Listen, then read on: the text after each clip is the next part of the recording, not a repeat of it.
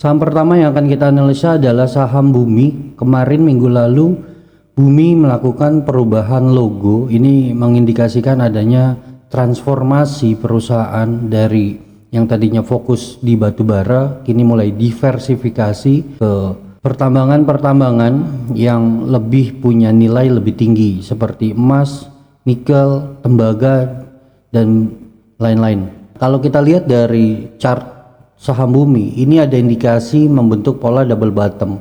Ada akumulasi sejak 1 Maret hingga minggu lalu, dan kini Bumi dihadapkan oleh low support di 198. Perhatikan low support 198 ini, jika terus di breakdown maka punya potensi Bumi akan menguji low selanjutnya ada di 126.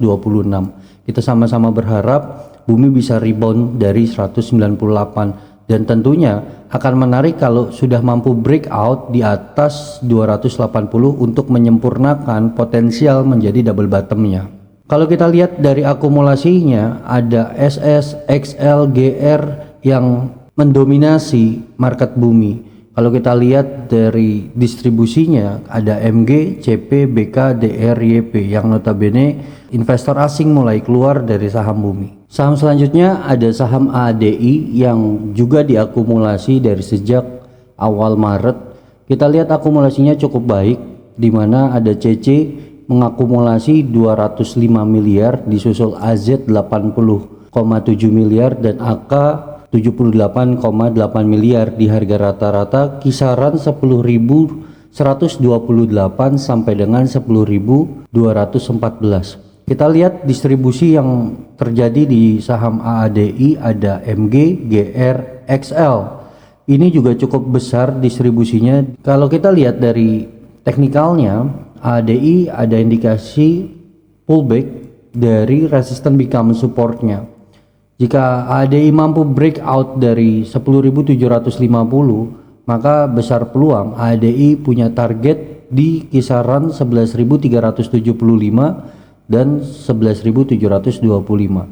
Perhatikan ada zona resistance become support yang sebelumnya ada zona base low, di sini ada di kisaran 8.950. Selama ADI masih bertahan di 8.950, maka bisa diasumsikan ADI masih aman. Tapi kalau sudah breakdown dari 8.950, maka pertimbangkan untuk exit. Selanjutnya kita ke saham PTBA yang sebelumnya PTBA sudah direkomendasikan di Alpha Trade Academy di tanggal 25 Februari di level 2630. Dan kalau kita lihat dari sejak 1 Maret PTBA masih terus diakumulasi. Ini perpindahan barang dari broker-broker retail ke broker-broker kuat ya.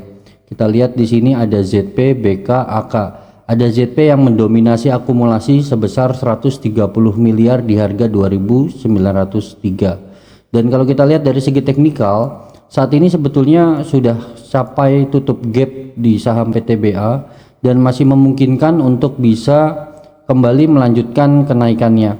Meskipun ada potensi penurunan karena sebelumnya saat PTBA mengalami kenaikan, PTBA juga membuat gap up, ditutup sebelumnya di 2.750 dan besoknya dibuka di 2.840. Maka jika ada potensial penurunan memungkinkan PTBA bisa terkoreksi setidaknya sampai dengan kisaran level 2.750. Ini yang perlu diwaspadai. Namun kita masih punya target di kisaran 3.070 sampai dengan 3.160.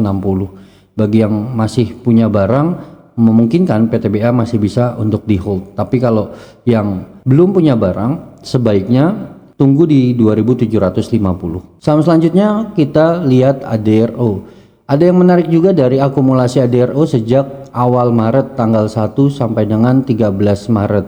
Ada akumulasi DX sebesar 173 miliar di harga 2.349, disusul AK 97,3 miliar di harga 2.411, lalu BK 83,1 miliar di harga 2.395. Yang menarik adalah distribusi atau sellernya didistribusi oleh akun atau broker-broker retail. Kalau kita ngelihat dari aktivitas buyer dan sellernya, ini didominasi oleh seller yang lebih besar. Artinya buyer sebesar 27 broker ini menampung 56 barang dari seller, dan ini mengindikasikan adanya potensi yang cukup kuat untuk kelanjutan di waktu akan datang.